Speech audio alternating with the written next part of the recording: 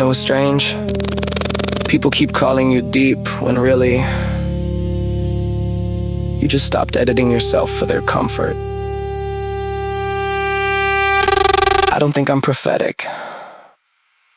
I think most people learn how not to look.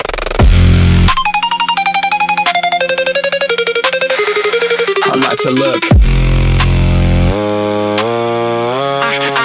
My cognitive architecture developed through prolonged hypervigilance. Now every social structure radiates symbolic significance. I don't see hidden things, I just notice contradiction, while everybody else performs selective pattern inhibition. Civilization built itself through synchronized suppression, collective psychological agreements against honest introspection. Everybody feel the fracture, few acknowledge the tension, cause awareness without sedation can destabilize perception. So I weaponize vocabulary through defensive adaptation, turn semantic sophistication into emotional ventilation. Now my cadence sound like academic decomposition, a nervous system translating overstimulation. I became observationally fatigued beyond articulation, studying human behavior like forensic documentation. Every smiling interaction carries subtle desperation, like people terrified their mask might malfunction. And honestly, maybe mine already did. Because the truth is, I don't feel superior to anybody. I feel exhausted.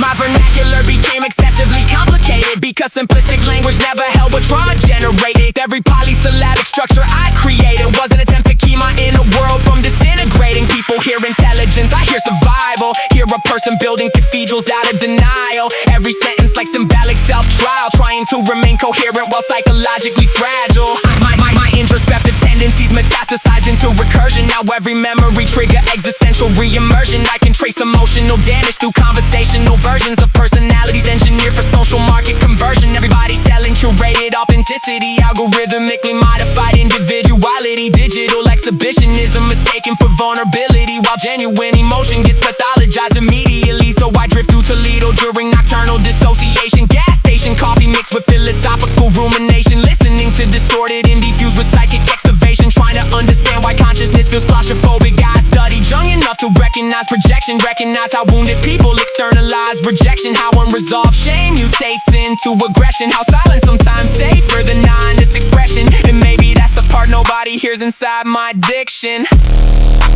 I'm not trying to sound intelligent, I'm trying to sound accurate. You wanna know the terrifying part?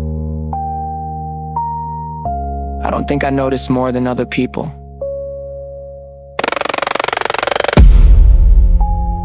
I think I just lost the ability to pretend I didn't notice.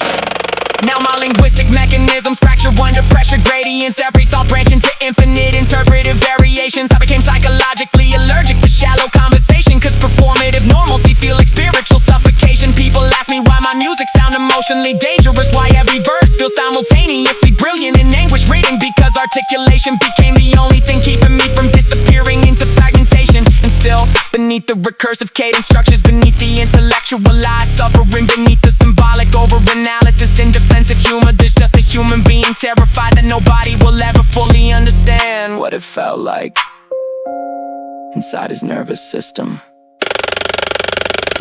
including himself. After the vocabulary dies, after the polysyllables collapse, after the psychological architecture finally detach, What remains? Not a prophet, not a genius, not a mythologized abstraction, just a person who stayed awake too long trying to explain why the world felt unreal. Maybe silence was never emptiness. Maybe silence was what language sounded like after exhaustion.